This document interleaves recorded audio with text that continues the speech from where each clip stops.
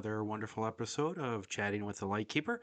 I'm Edward, otherwise known as the Lightkeeper, and since we have now flipped the calendar to 2022, let's all raise a glass and hope that this is a better year for everybody than the last one. And since we've kind of flipped the calendars over to a new year, and a lot of people are turning over new leaves and they're making New Year's resolutions.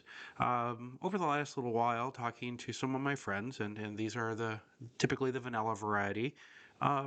Something that I heard a lot of is that the single ones, are kind of hoping that 2022 brings their last first kiss, and they find their forever home, so to speak.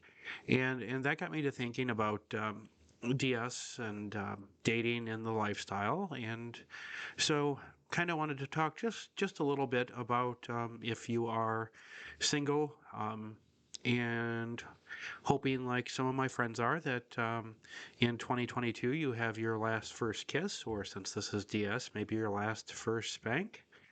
Um, so let's chat a little bit about that.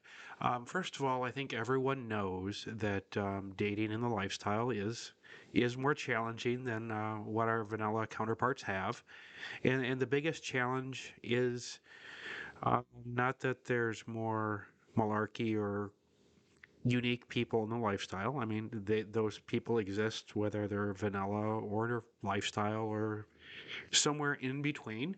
But the dating pool here, because it's a smaller percentage of the population, is smaller, so it does make our choices for when it comes to finding a partner a little bit potentially harder to find. Um, but that's not a negative. It just means we might have to be a little creative in how we search for that last first banking. So the first thing I want to talk about is this old myth, and it's malarkey in my opinion. But it goes along the lines of reminds me of a high school dance. I don't know if how many of you look back fondly on your high school years and your dating experiences in high school. For me, it was pretty much non-existent. Geek and nerds were not cool back then, as we have supposedly grown to become kind of the cool kids now. But back then, I was anything but a cool kid.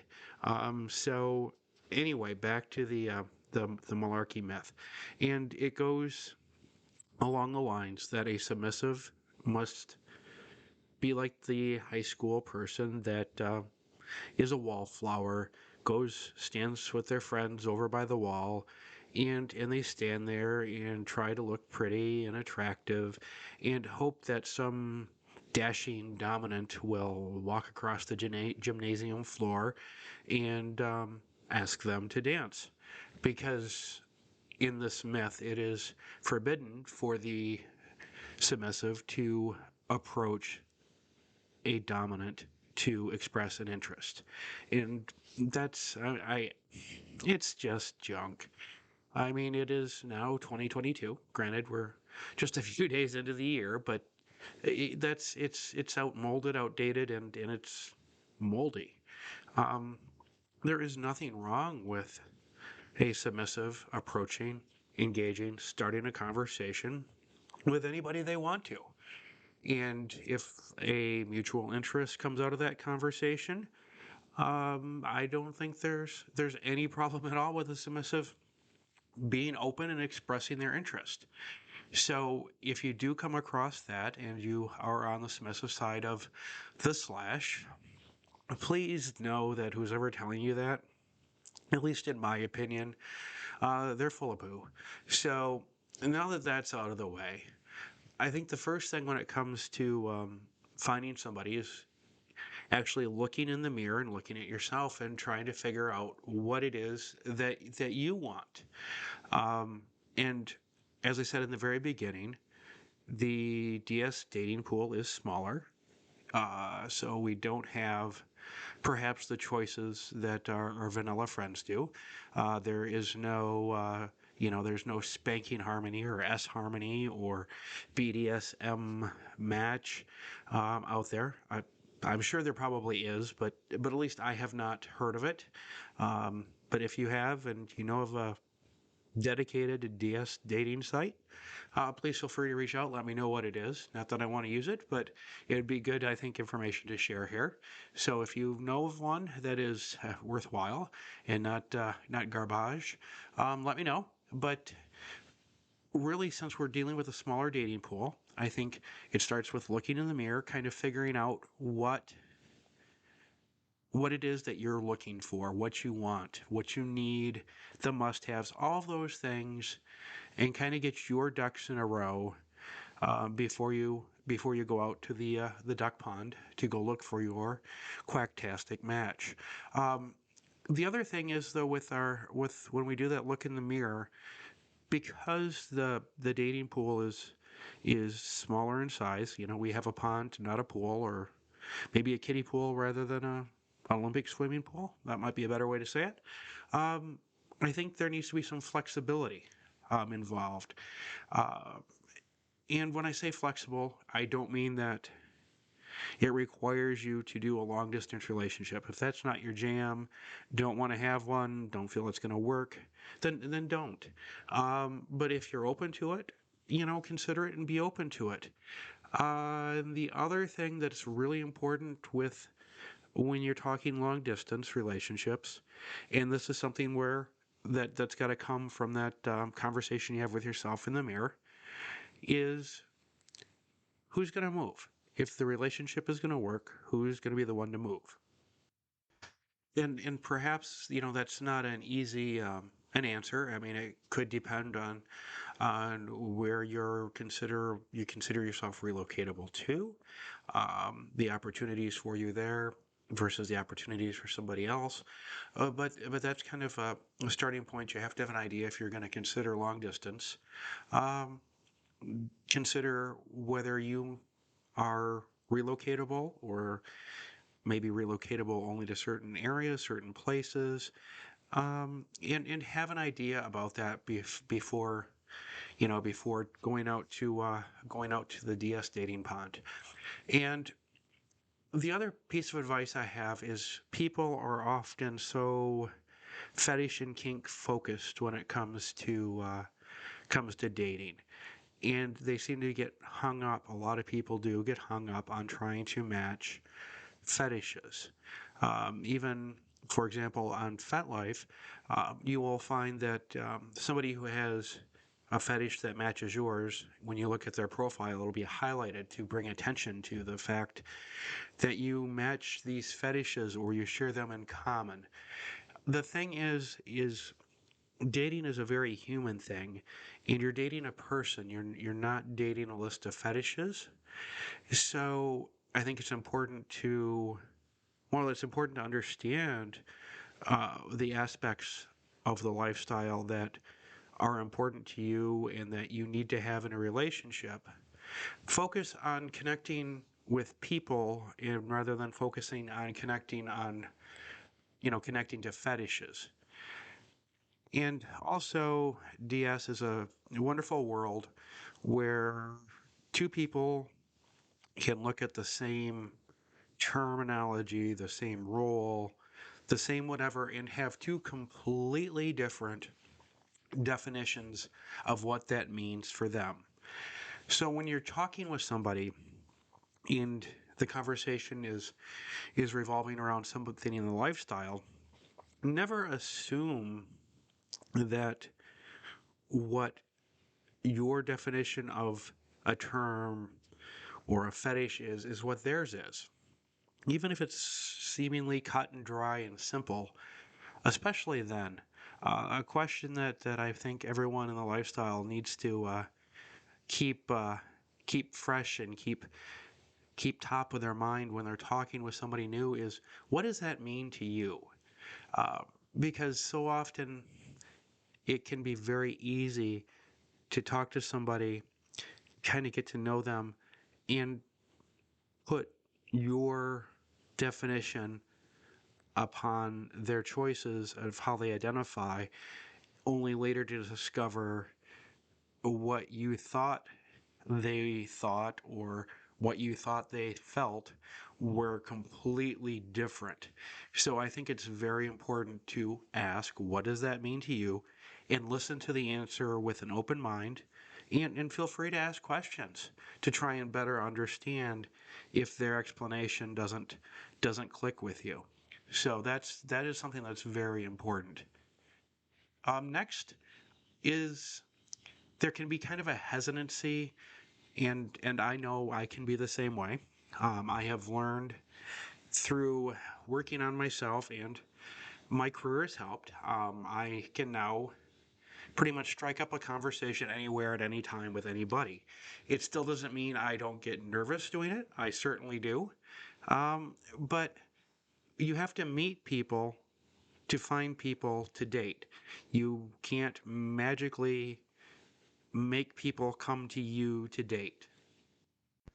Now, I know that, for example, once again, going back to Fat Life, there are plenty of discussion groups there, and pretty much any site that you would find dedicated to the lifestyle that you'll find single and seeking or single and searching, or any of those terms where people can post basically wanted ads, dominant seeking a submissive, submissive seeking a dominant, looking for a daddy, all those wonderful things. People, kind of cast their lines out there and put out a little blurb about themselves and hope that their inbox lights up when and Prince or Princess Charming shows up in their inbox. And what you're doing is you're really just you're.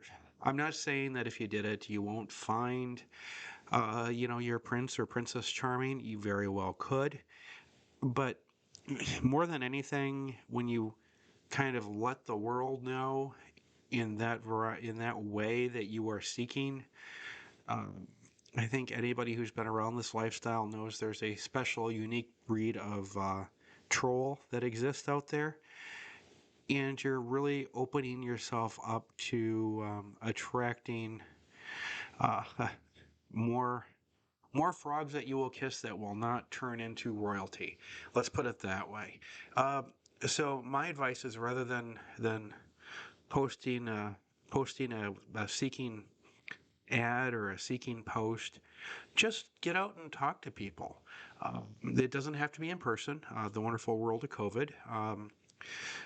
Some people feel comfortable going out and meeting people in person right now. Other people are more hesitant, more selective, and other people are just, no way Jose on that. And this is not. I'm not saying this for any sort of political discussion or any of all that malarkey that is all around how society or how people should behave in these times. I believe it's a very individual choice, one that people have to make for themselves. And so if you're a person that is content to safely venture out, consider going to some in-person events to meet people. And if you're not, or you maybe do a hybrid type of setting with meeting new people. Some people are yes new meets, and other people are we're going to stay safely at our keyboard. Uh, However you do it, just look to engage others in conversation. The worst thing that can happen when you're talking to somebody is you realize, holy cow, this person is an idiot, and I want to excuse myself from this conversation as soon as I can. However, I think there are more good people than bad people in this world. I guess I'm the eternal optimist. So having conversations with people doesn't mean, approaching them, hey, you look good, or, you look really amazing. Let's have a conversation because I'm single, and if you're single, maybe we should talk about dating. That's not how, at least, the world works for me. I think it should be just get to know people and have conversations, see what comes out of those conversations.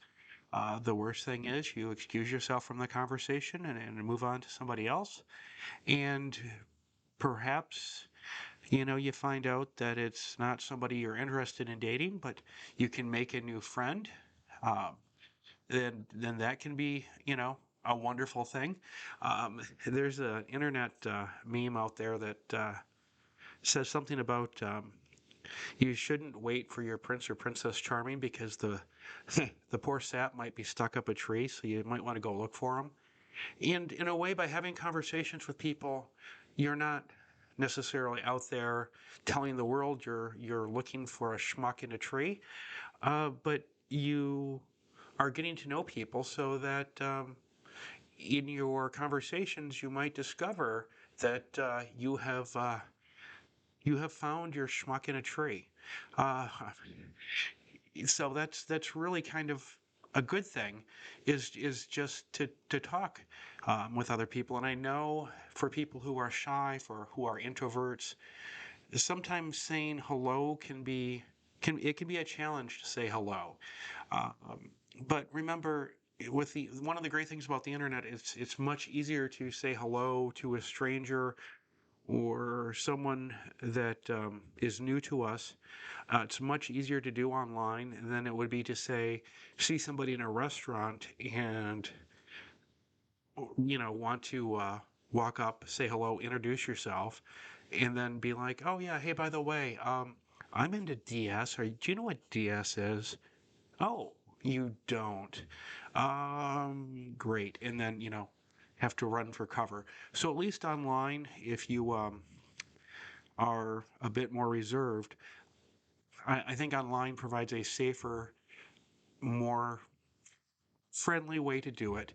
And once again, just engage somebody to have a conversation, not engage with them right off the bat to find out if they are, if they're dateable or any of that stuff. Just engage in a conversation. And the nice thing is about sites like FetLife or even blog sites, there's a lot of normally there's a lot of content somebody will have on their profile or on their blog that you can use as a conversation starter.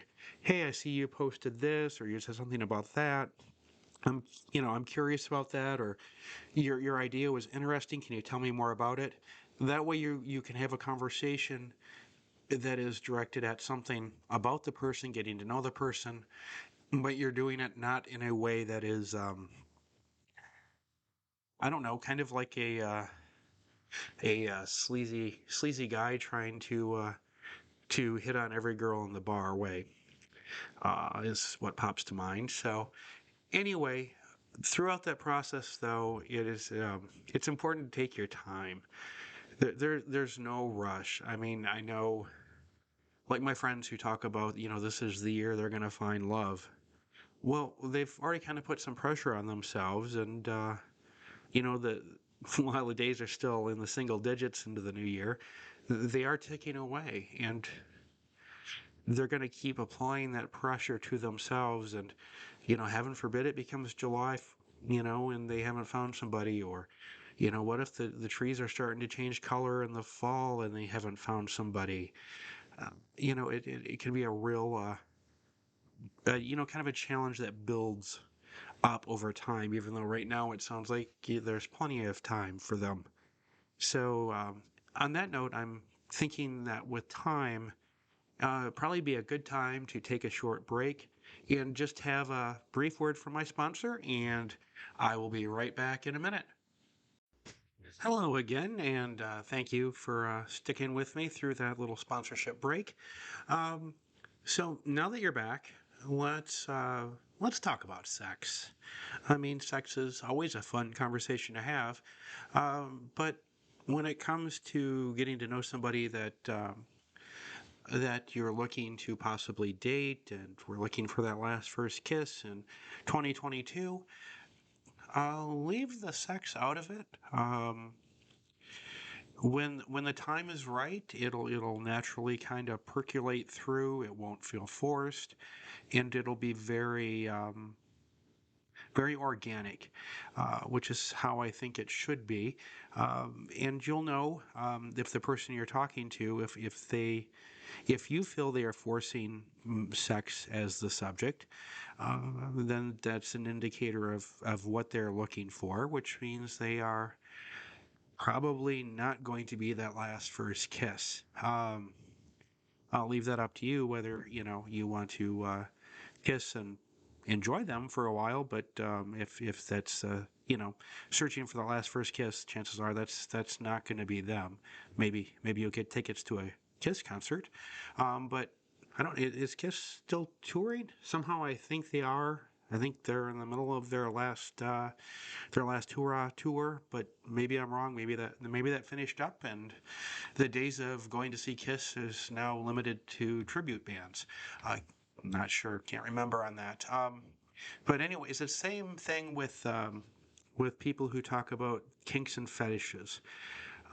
Yes, it's DS, so it's important to have some of the same likes, wants, and needs when it comes to that department, because that's something that is needed to make a lifestyle partnership, kind of tick. But you can't, you can't date fetishes.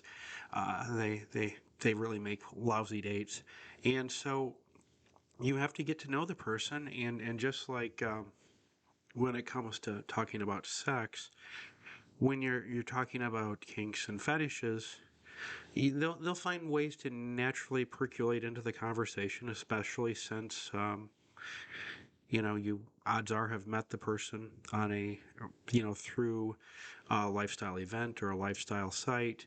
It'll just happen. It'll be part of the conversation. It won't be forced, and it won't feel like they're forcing the issue to talk about the fun side of the lifestyle. And if you don't force it, and when it happens naturally, it'll happen naturally, and perhaps they won't align right, and it won't be the right match. But odds are, if you had a nice conversation, you have a good chance of making a good friendship out of it, even if it doesn't turn out to be a relationship. Um, the other thing that I know I started when I talked about the myth that submissives couldn't or shouldn't approach a dominant.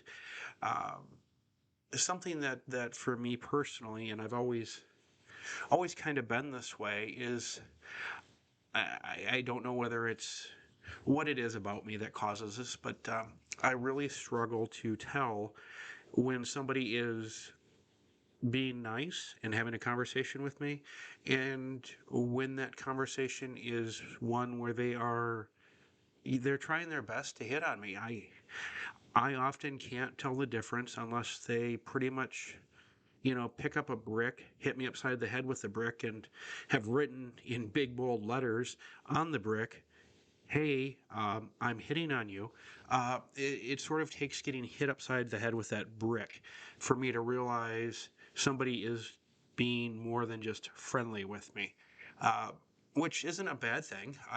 I kind of like that because I'm not assuming anything about the person other than that they are being friendly. So for me, it's not a bad thing.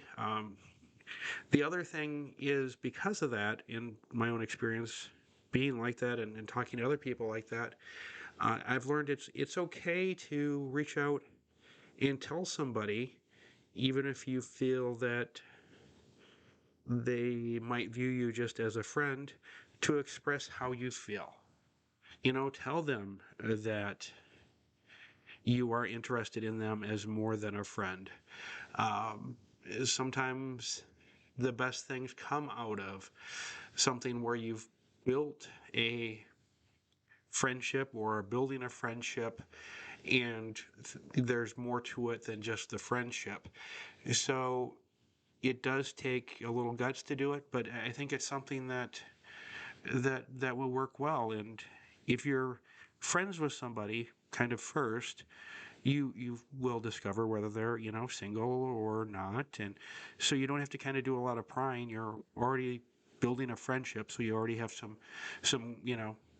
not ground rules, but you've established some connection, you've got to know each other, and from that, there is that mythical sparking for you, and I think it's okay to express that. And if the other person doesn't feel the same way, that's fine, and you put out your spark and make a great friend out of the deal. Um, the other thing too, sometimes I see this in the lifestyle. People are so excited and so. The word that comes to mind is desperate, but that's not the right word. I think probably a better word choice for this would be so eager. Uh, People in the lifestyle sometimes can be so eager to have a partner that is also in the lifestyle that eagerness leads to leads to bad decisions. And what I mean by that is you'll see the eagerness in somebody, uh, and it doesn't matter because it happens on all sides of the slash, um, where the person is so eager and so wanting that relationship that they'll jump right in. They will, for lack of a better word, start kind of applying some pressure um, to um, to try and get you to jump with them to go into a relationship very early on. And it doesn't mean that they're a bad person or that they're flawed in some way, but no matter what side of the slash you're on, when you encounter somebody like that, I do believe that eagerness needs to be a red flag and an opportunity for you to pump the brakes, slow things down, slow them down, and really invest in getting to know them and perhaps discover what it is that has them so eager to have that somebody special. I mean, it's great to want that special person in your life, but when you with affairs of the heart too, you do have to take your brain along with you. It can't be all heart all the time, or you'll end up in a world of hurt. And I think that perhaps that comes with life experience, maybe, or just experience. Not sure, but the over eagerness is a huge red flag, and it is something. It's something to watch for in others, and if you see yourself doing it, it's one of those time to take a good look at yourself in the mirror. Uh, Another area that kind of speaking of red flags is disagreeing with a dominant. Um, I know I can be, oh, perhaps stuck in my ways a little bit, but I do endeavor to the best of my abilities to keep an open mind and understand that people are going to see things differently than me. And it's wonderful when people do, because I often learn in the process, even if I don't necessarily agree with where the other person is, it's a learning tool for me. Uh, but there are people that do identify as dominant, and when you disagree with them, especially a submissive disagrees with them, it is a earth-shattering event because their way is the right way. It's the only way, and so, and I guess it's not just dominance. I mean that trait can be in a submissive as well. But I think it's one of those little games. And I hate to say games because it makes it sound like dating is a game, which it really isn't. But it's one of those little getting to know you tricks. We'll say tricks rather than the G word there. Getting to know you trick to see how they deal with somebody who shares an opinion that doesn't align with theirs. And no two people or or more than two people, if you're poly, are going to align perfectly. There's going to be differences of opinions. People are going to see things differently.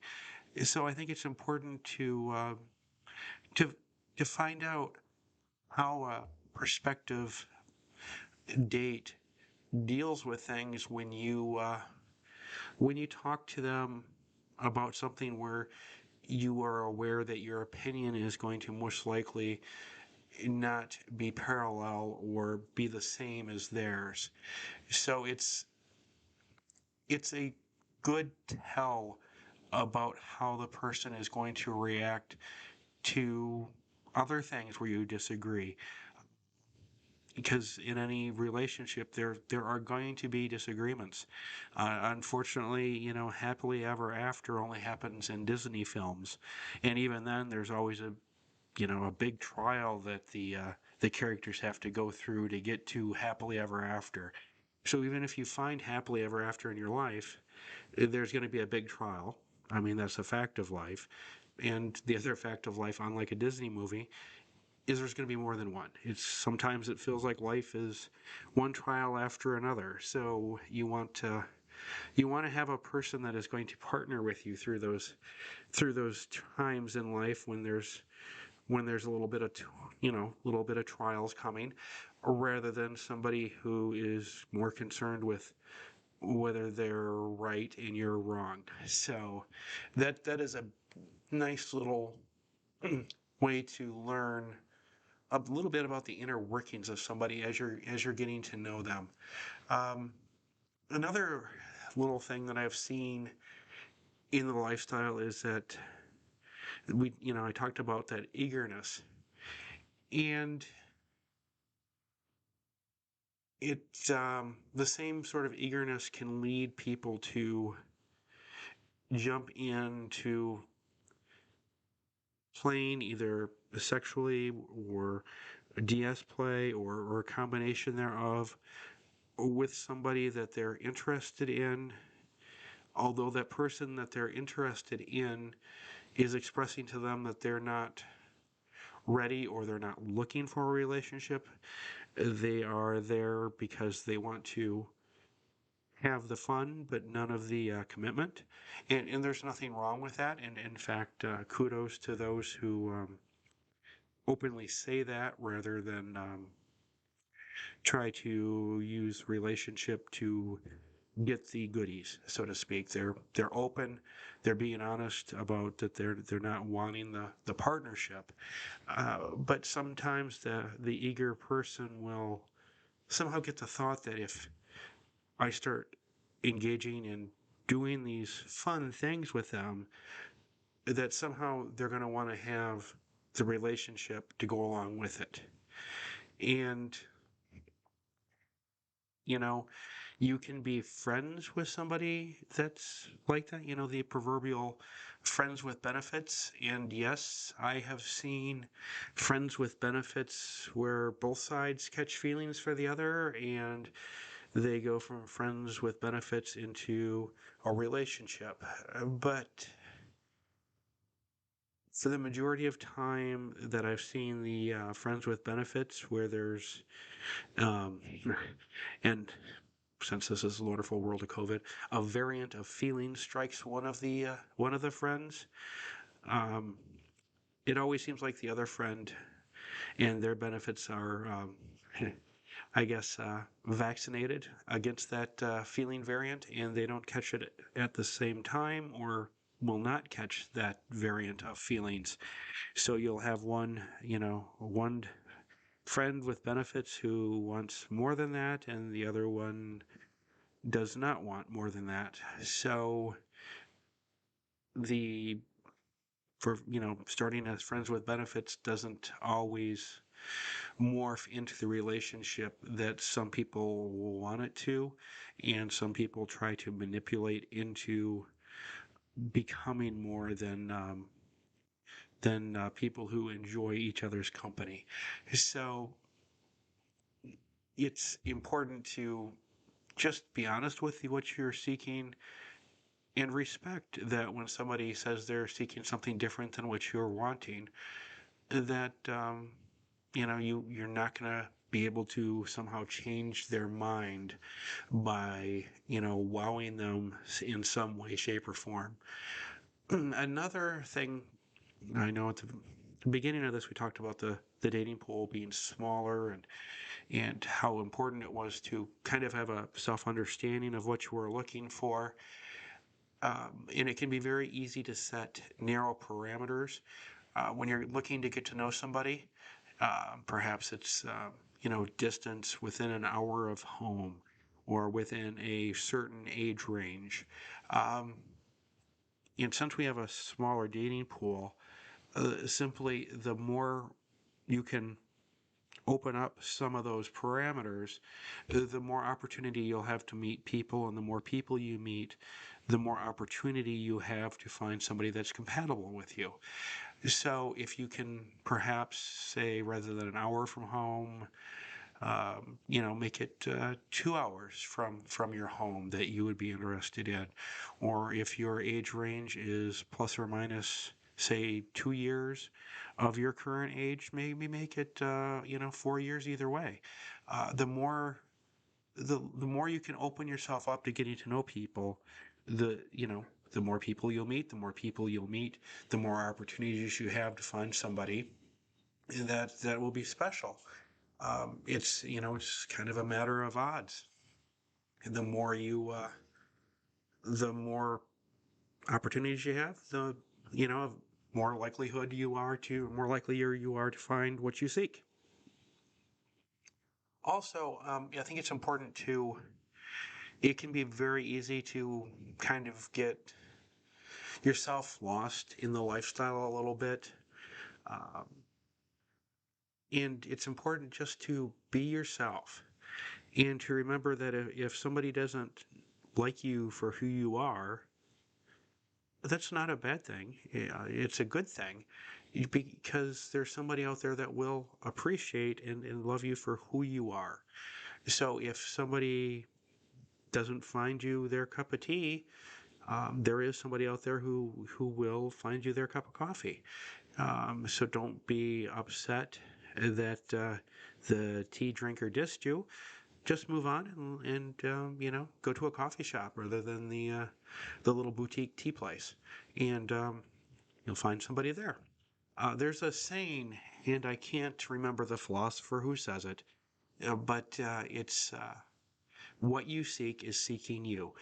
And once again, I'm a optimist. I am still a romantic, and I actually believe that. So if you are listening to my voice sitting out there, and you are single, and like some of my friends, 2022 is going to be your year, then that's great, because what you are seeking is out there seeking you. So just, get out there, talk to people, have conversations, get to know people. The more people you meet and talk to, the better opportunities you're going to have. So if 2022 is going to be the year where you meet somebody amazing, that is fantastic. But don't wait for them. They could be stuck in a tree. So get out there, say hi, and you will find some amazing people. And if nothing else, you'll make some great new friends.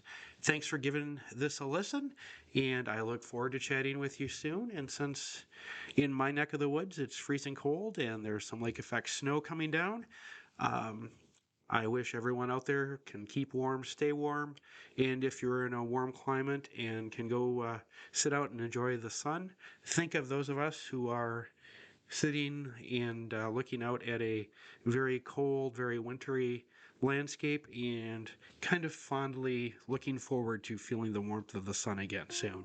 So have a great couple of weeks, and I'll chat with you soon.